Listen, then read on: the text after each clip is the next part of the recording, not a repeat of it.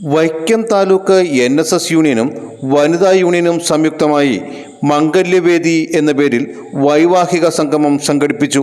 കേരളത്തിൻ്റെ വിവിധ ഭാഗങ്ങളിൽ നിന്നായി 1000-ലധികം ആളുകൾ മംഗല്യവേദിയിൽ പങ്കെടുത്തു. Union president Shri PGM Nair Karikode സംഗമം ഉദ്ഘാടനം ചെയ്തു. കുടുംബാംഗങ്ങളെ ദീർഘമായി സംസാരിക്കുന്നില്ല. വേണുസാർ ഇവിടെ കാര്യങ്ങളെല്ലാം സൂചിപ്പിച്ചു. നമ്മളൊരു വൈവാഹിക സംഗമം എന്ന രീതിയിൽ, മംഗല്യവേദി എന്ന രീതിയിൽ ഒരു പ്രോഗ്രാം ഇവിടെ സംഘടിപ്പിച്ചിട്ടുള്ളത് നമുക്കറിയാം. നിരവധി ആളുകൾ ഭംഗിയായ രീതിയിൽ ആ കാര്യങ്ങൾ നടത്തണം.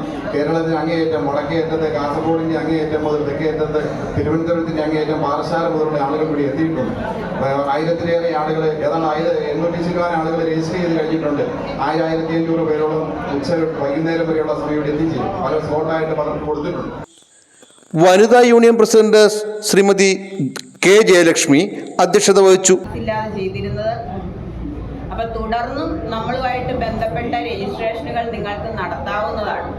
പിന്നെ ഒരു പ്രധാനപ്പെട്ട കാര്യം എനിക്ക് പറയാനുള്ളത്, ഇവിടെ പെൺകുട്ടികളുടെ പേരൻസ്, കാരണം ഇന്നു മുതൽ നിങ്ങൾക്ക് വളരെയധികം വിവാഹിതരാകുവാൻ ആഗ്രഹിക്കുന്ന യുവതീ യുവാക്കളുടെ രക്ഷകർത്താക്കളാണ് സംഗമത്തിൽ പങ്കെടുത്തത്.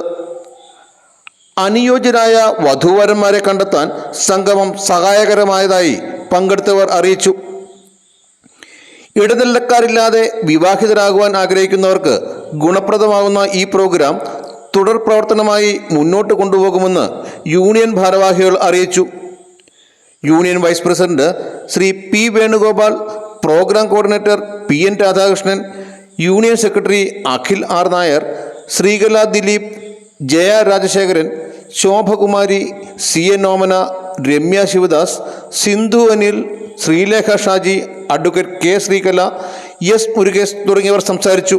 News desk, Vaikom daily news.